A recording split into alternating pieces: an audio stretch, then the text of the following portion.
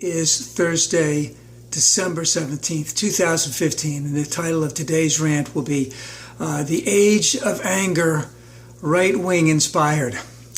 Now, I used to have a friend who was a conservative. When we first met, he said that he really liked talking to me because I could express my opinion, he could express his opinion, and I didn't poo-poo anything that he said, but I listened and I commented on it, even though we disagreed.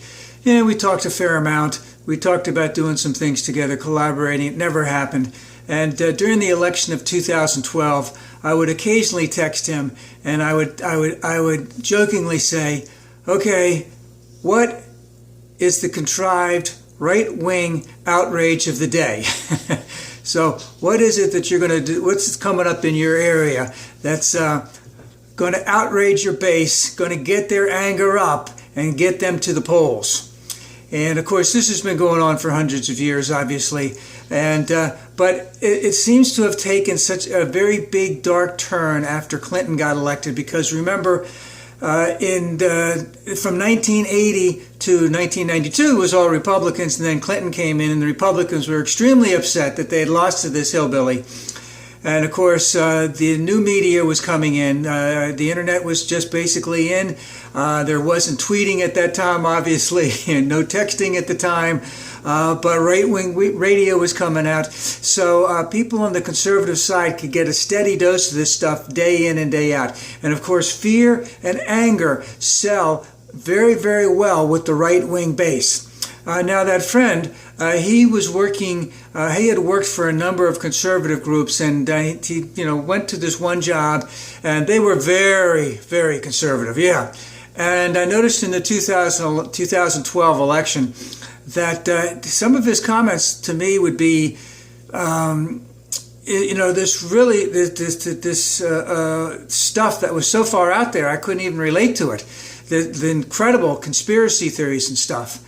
And after the election, he said everything was good, and then he mentioned all these other conspiracy theories that would help the conservatives, and then he lost his job. I guess that conservative agency sort of lost a little bit of money. And I haven't heard from him since, because his anger was such that he probably felt he lost his job, and he just got married, and he had to blame everybody for it, instead of the fact that he was backing the wrong candidate. But what concerned me the most was that he was starting to buy in to these conspiratorial theories. When he first said he was just a fiscal conservative and he didn't buy into that stuff, he was buying into it later on because he was associated closely enough with it. And of course, that's what we're seeing right now as this 2016 election comes in. That anger, that fear that is inspired, it is contrived, and it is brought to the forefront by a vast right-wing conspiracy, as Hillary said. And of course, I thought about that for a minute, and then I had to go back to what was going on in the 90s with Bill Clinton. What were the vast right-wing conspiracies? And I was reminded of some of the things that they tried to peg on Clinton that never even occurred, never even came close to occurring.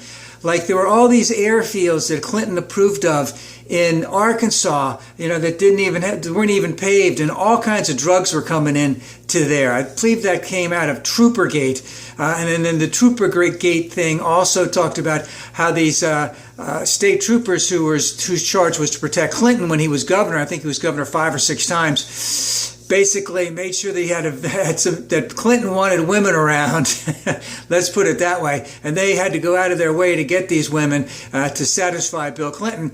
And the person that did that, I believe his name was not Peter Brock, it was David Brock, who was working for the American Spectator at the time. Now he runs Media Matters. He changed the whole thing. He had a book, Blinded by the Light, and he said all of that was contrived. It was all made up. It was all made up to make Clinton look bad. Then we also had the Whitewater land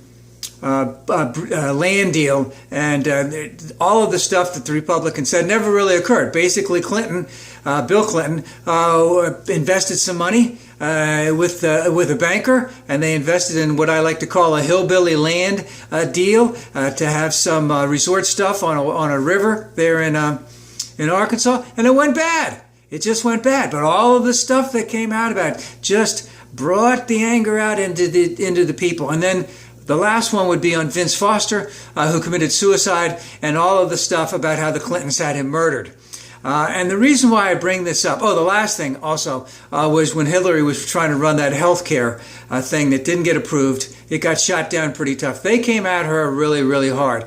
And of course, the whole idea of this thing is to keep the base angry, for the Republicans, to keep the base angry, to keep them upset, to have all these conspiracy theories. And of course, again, in my opinion, the things that are going to change, the things that are going to decide this election are going to be, at least for the Democrats, is that, you're not going to have a Republican that's going to get elected that does not believe in global climate change, that does not believe in increasing the minimum wage, does not believe in equal pay for equal work, does not believe in comprehensive integration reform, and does not believe that we need to tax the rich and the large corporations and to close loopholes so that we can get our tax base back up again. I don't think the Republicans can get elected on that.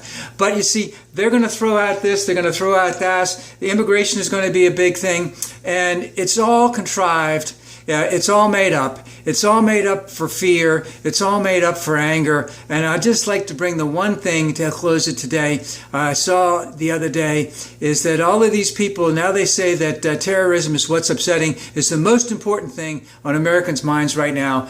And saw something the other day where since 2001, you take the 3,000 that were killed in 2001 in a terrorist attack, and the 15 years since then, we've only had, or 14 years since then, we've had other terrorist attacks, but it doesn't even amount to 4,000 people. But at the same time, in that 15-year period, we've had over 300,000 people who have been killed by gunfire in the United States. But that's not something we're going to talk about.